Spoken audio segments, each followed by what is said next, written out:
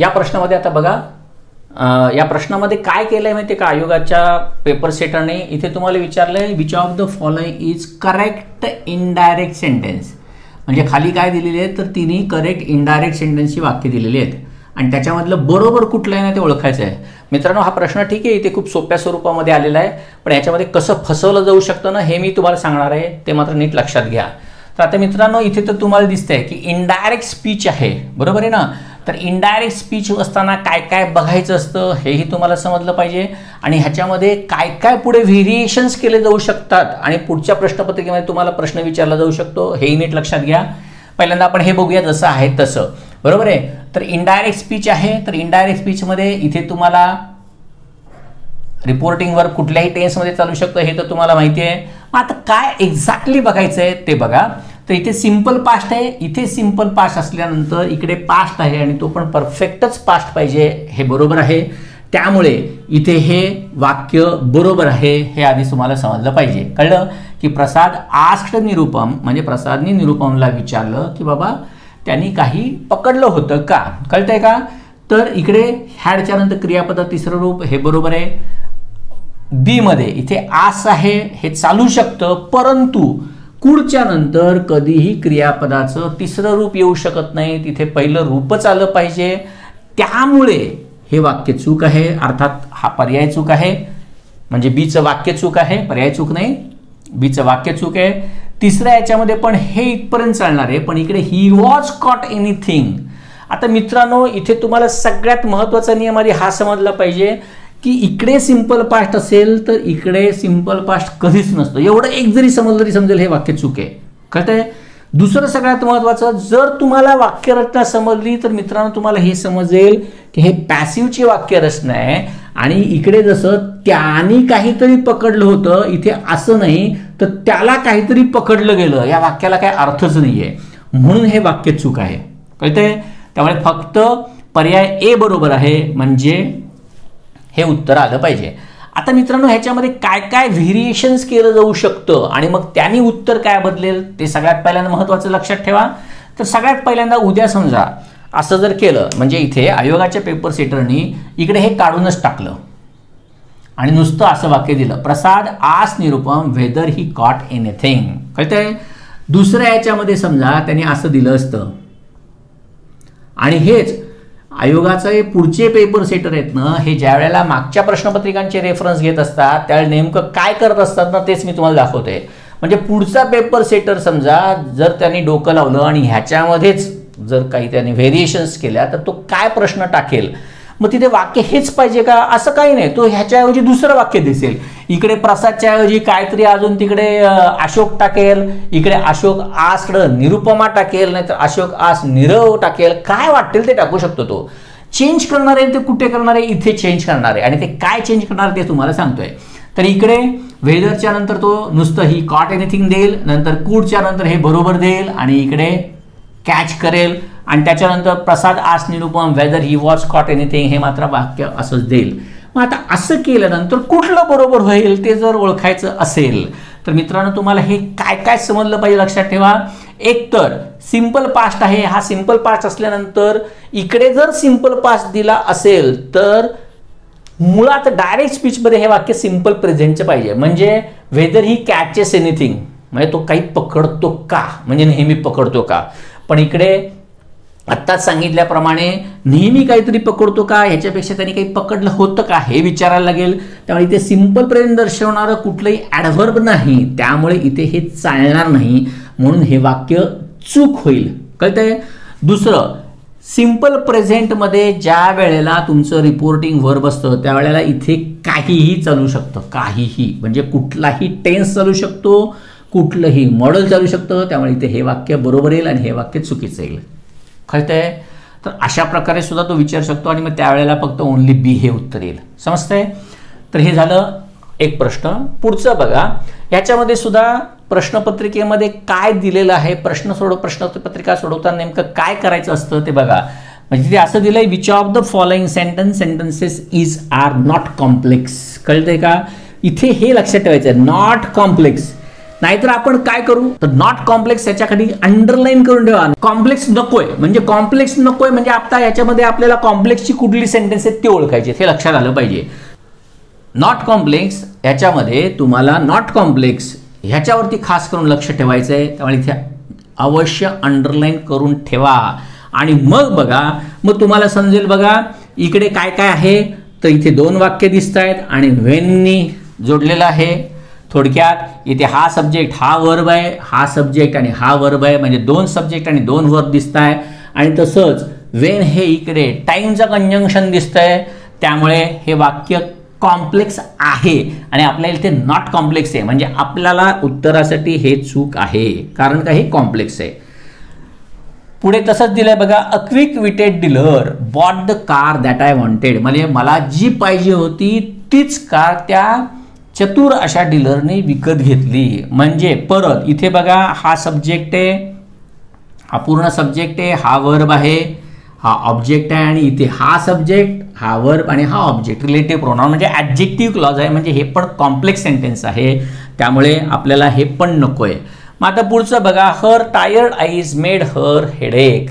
मग आता ह्याच्यामध्ये आपल्याला दिसतंय बघा की तिच्या थकलेल्या डोळ्यांनी तिचं डोकं दुखू लागलं. बरोबर आहे. आपल्याला माहिती आहे मित्रांनो, मेक हे ज्या वेळेला मुख्य क्रियापद म्हणून वापरलं जातं त्यावेळी इकडे नेहमी क्रियापदाचं मूळ रूपच असतं आणि त्याला टू पण नसतो. असू दे, इथे दिसताना आपल्याला फक्त हा सब्जेक्ट हा वर्ब दिसतोय आणि इकडे परत हा सब्जेक्ट आणि हा वर्ब दिसतोय, तर असं नाहीये, हे लक्षात ठेवा. हे गंडवण्यासाठी दिलेलं आहे. कळलं का? तर मित्रांनो तुम्हाला हे समजलं पाहिजे की her tired eyes made her head हे ऑब्जेक्ट आहे. कळलं का? हे समजलं पाहिजे. त्यामुळे इथे हा सब्जेक्ट आणि हा वर्ब असं नाहीये, इथे हे फसवण्यासाठी दिलेलं आहे, खास करून लक्षात ठेवा. त्यामुळे हे इथे सिंपल सेंटेन्स आहे, म्हणजेच हे कॉम्प्लेक्स नाही. म्हणून फक्त सी हेच उत्तर आलं पाहिजे. समजतंय? थोडासा जर चतुराईने प्रश्न विचारलेला आहे. ज्यांना वाक्याचा अर्थ समजला नाही ना त्यांना मात्र हे थोडंसं अवघड जाईल आणि त्याच्यामध्ये त्यांना कॉम्प्लेक्स कुठलं नाहीये असं म्हणत असताना मात्र सगळीच कॉम्प्लेक्स वाटतील आणि हे पर्याय चुकीचे वाटतील. पण अर्थातच लक्षात एकच ठेवायचं की आयोग सहसा कधी चुकीचे प्रयत्न नाही. म्हणजे ठीक आहे, 100 एखाद दुसरी चूक होऊ शकते, ह्युमन एरर आहे ती, पण नेहमी काय अशी होणार नाही. त्यामुळे लक्षात फक्त जरी एवढे 2 जरी आले ना तुम्हाला, दॅट असलेलं वाक्य, कळलं का, आणि रिलेटिव्ह प्रोनाउनचे 2 सब्जेक्ट 2 वर्ब मिळत आहेत, त्यामुळे हे कॉम्प्लेक्स आहे नक्की, हे कॉम्प्लेक्स आहे नक्की, म्हणजे उरलेलं हे वाक्य. खाली मित्र म्हणतो वाचायला पण जाऊ नका. तुम्हाला 2 कॉम्प्लेक्स नाही समजलं ना, मग नुसतं सी असलेलं वाक्य कुठे दिसतंय का बघा, कळतंय, आणि मग ते उत्तर द्या. पुढचा प्रश्न बघा, तो पण अत्यंत सोपा आहे. म्हणजे ही प्रश्नपत्रिका ना खरोखर इतकी सोपी काढली आहे ना पेपर सेटरने की तुम्हाला प्रत्येकाला याच्यामध्ये भरभरून मार्क मिळतील असं आहे ते. बघा, correct sentence of present perfect continuous. कळलं का? तर परफेक्ट कंटिन्युअस प्रेझेंट टेन्सचं वाक्य कुठलं आहे मित्रांनो? तुम्हाला सूत्र सगळ्यांना माहिती आहे, त्यामुळे हे सांगण्याची काही गरजच नाही आहे. हॅव, हॅज, बीन आणि मग क्रियापदाला ING असलेलं वाक्य फक्त बघायचं आहे. बघा, हॅव बीन ING, कळलं. हॅड बीन आहे त्यामुळे चालणार नाही, हे आहे म्हणून चालणार नाही, आयला हॅज कधी चालत नाही त्यामुळे तेही चालणार नाही. कळतंय? तर अशा प्रकारे हे वाक्य बरोबर आहे. कळतंय? त्यामुळे फक्त हे वाक्य बरोबर आहे. अतिशय सोपे असे प्रश्न या प्रश्नपत्रिकेमध्ये दिलेले आहेत, ते दिसतंच आहे आपल्याला. मित्रांनो, पुढचे प्रश्न बघूया आपण. आता या प्रश्नामध्ये बघा, डू नॉट क्राय आणि स्पिल्ट मिल्क. खरं म्हटलं तर इथे खाली प्रेपोजिशन दिलेले आहेत, पण मित्रांनो हा प्रेपोजिशनवरचा प्रश्न नाही आहे, तर हा प्रश्न आहे ना तो इडिओमॅटिक फ्रेजेसवरचा आहे. ही इडिओमॅटिक फ्रेजेस आहे, त्याच्यासाठी इथे फक्त ओव्हर लागतं. क्राय ओव्हर स्पिल्ट मिल्क याचा अर्थ आहे पश्चाताप करणे, म्हणजे सांडलेल्या दुधासाठी रडणे. तर सांडलंय दूध ना, आता रडून काय उपयोग आहे का? पण त्यासाठी रडायचं म्हणजे मला वाईट वाटतंय, म्हणजेच मला पश्चाताप वाटतोय. तर अशा प्रकारे ही फ्रेज आहे. त्यामुळे ॲक्च्युली इडिओमॅटिक फ्रेजेसचा हा प्रश्न आहे. फक्त इथे प्रेपोजिशन दिसते म्हणून मी ग्रामरमध्ये घेतलं. मित्रांनो, अशा प्रकारच्या फ्रेजेस पाहण्यासाठी आणि लक्षात ठेवण्यासाठी A to Z व्होकॅब्युलरी हे माझं पुस्तक आहे, ते जरूर रेफर करा. त्याच्यामध्ये तुम्हाला अशा कितीतरी फ्रेजेस मी तिकडे दिलेल्या आहेत. फार उत्कृष्ट असं पुस्तक आहे A to Z व्होकॅब्युलरी, अवश्य घ्या.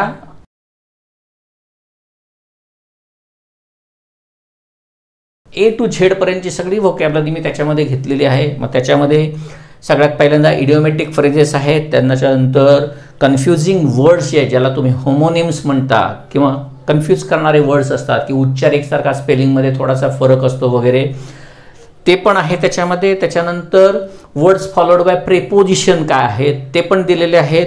त्याच्यानंतर तुम्हाला वन वर्ड सबस्टिट्यूट आहेत ते पण दिलेले आहेत, फ्रेझल वर्ब दिलेले आहेत, फॉरेन वर्ड्स दिलेले आहेत, काही सिमिली दिलेले आहेत, स्पेलिंगचे रूल्स दिलेले आहेत.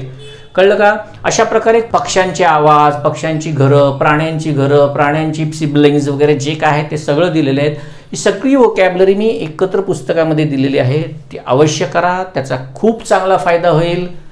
तर अशा प्रकारे हे वाक्य प्रेपोजिशनसाठी नसून तर ते इडिओमॅटिक फ्रेजेससाठी दिलेलं आहे. पुढचं वाक्य बघा, याच्यामध्ये विचारलेलं आहे की हे वाक्य कोणत्या प्रकारचं आहे, म्हणजे कंपाऊंड आहे, सिंपल आहे, कॉम्प्लेक्स आहे का कंपाऊंड कॉम्प्लेक्स आहे. तर मित्रांनो, कंपाऊंड कॉम्प्लेक्स तर कधीच असणं शक्य नाही, कारण का कंपाऊंड कॉम्प्लेक्समध्ये तुम्हाला मिनिमम 3 सब्जेक्ट आणि 3 वर्ब लागतात. आणि इथे जर तुम्ही बघितलं तर इथे हा एक सब्जेक्ट वर्ब दिसतोय आणि इकडे हा सब्जेक्ट आणि इकडे हा सब्जेक्ट आणि हा वर्ब दिसतोय. म्हणजे थोडक्यात सांगायचं काय, इथे 2 सब्जेक्ट आणि 2 वर्ब दिसत आहेत. आता फक्त तुम्हाला दिसलं पाहिजे ते हे कंजंक्शन दिसलं पाहिजे. कळलं का मित्रांनो? सिन्स हे कंजंक्शन म्हणून वापरतात हे बऱ्याच जणांना माहिती नाही, सगळे प्रेपोजिशन म्हणून बघत असतात. त्यामुळे सिन्स हे प्रेपोजिशन नाही आहे, तर ॲडव्हर्ब क्लॉज ऑफ टाईममध्ये आणि ॲडव्हर्ब क्लॉज ऑफ रिझन या 2 याच्यामध्ये ते कंजंक्शन म्हणून पण वापरलं जात असतं. द मास्टर की टू इंग्लिश ग्रामर या पुस्तकामध्ये नीट व्यवस्थित बघा, अभ्यास करा, तुम्हाला समजेल. मी माझ्या ऑनलाईन कोर्स जो आहे माझ्याकडे मी शिकवताना मुद्दामून सिन्सची बऱ्याच प्रकारची वाक्य सांगत असतो की प्रेपोजिशन असेल तर सिन्सच्या नंतर काय असतं, तर तुम्हाला एक टाईम फ्रेज किंवा टाईम दर्शवणारा वर्ड दिसतो जर प्रेपोजिशन असेल तर. जर कंजंक्शन असेल तर त्याच्या पुढे एक सेंटेन्स असतं बघा, जसं इथे सेंटेन्स दिसतंय. फक्त आता त्याच्यामधनं ते सिन्स हे ॲडव्हर्ब क्लॉज ऑफ म्हणजे टाईमचं कंजंक्शन आहे का रिझनचं कंजंक्शन आहे ते मात्र वाक्याचा अर्थ जर तुम्ही बघितला तरच तुम्हाला समजेल.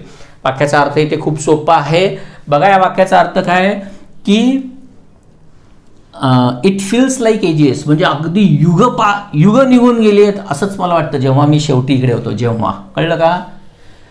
म्हणजे थोडक्यात इथे जेव्हा दिसतंय त्यामुळे ॲडव्हर्ब क्लॉज ऑफ टाईम आहे, म्हणजे ते कॉम्प्लेक्स सेंटेन्स आहे, त्यामुळे हे उत्तर बरोबर आहे.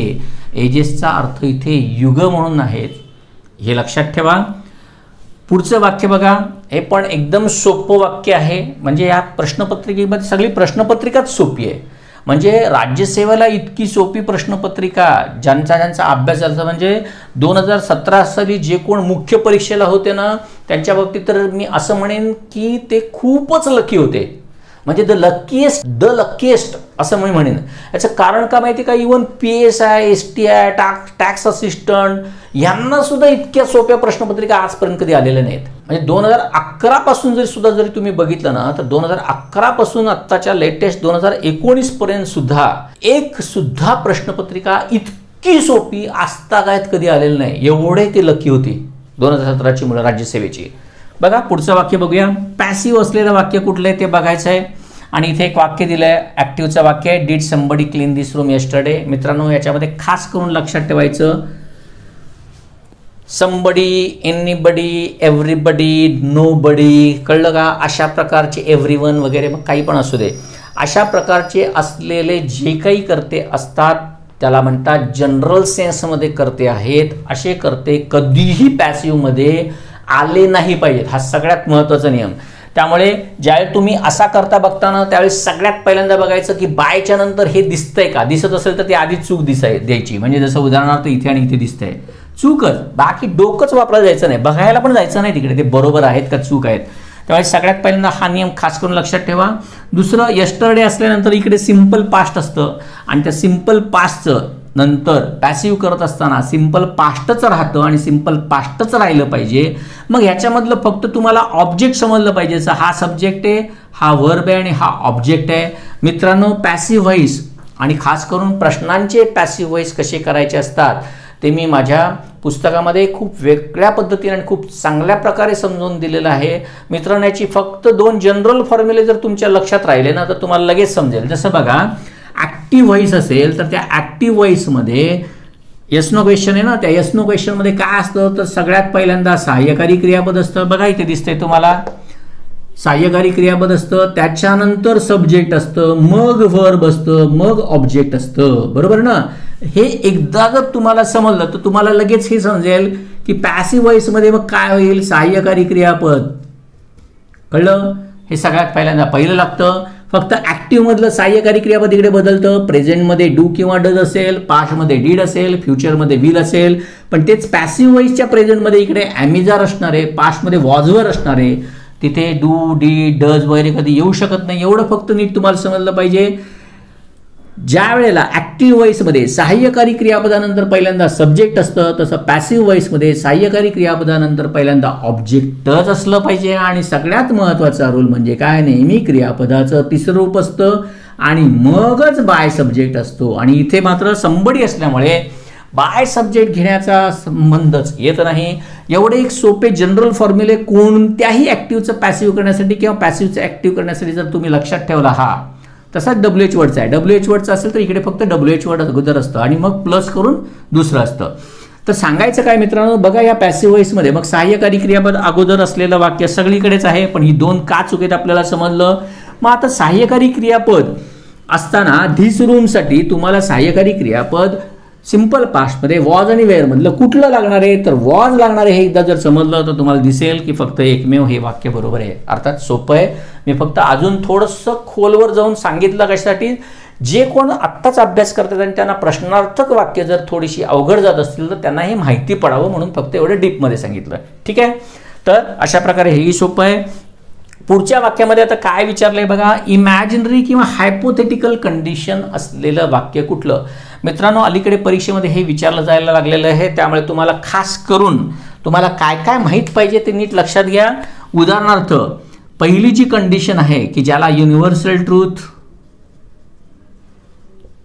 किंवा ऑटोमॅटिक रिझल्ट्स किंवा जनरल ट्रूथ असं जे म्हणतात, ही पहिली कंडिशन आहे.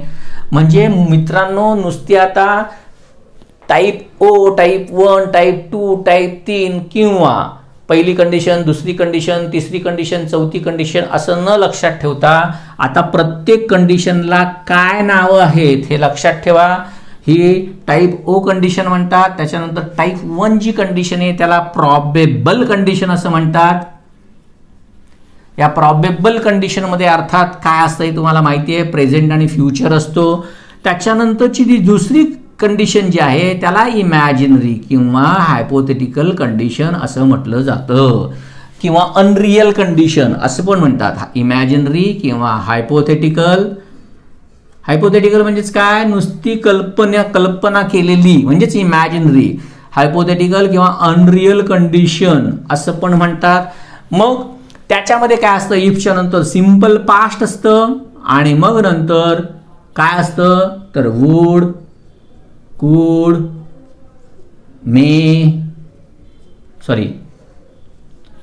वुड, कुड, माइट किंवा शुड हे असतं. एवढं लक्षात ठेवलं तर तुम्हाला समजेल. इफच्या नंतर सिंपल पास्ट असलेलं इथं वाक्य कुठले तेवढंच शोधायचं. बघा, हे नाही आहे, हे पण नाही आहे, हे पण नाही, म्हणजे फक्त एकमेव हे वाक्य. तर इतकी सोपी ही प्रश्नपत्रिका आहे. अशा प्रकारे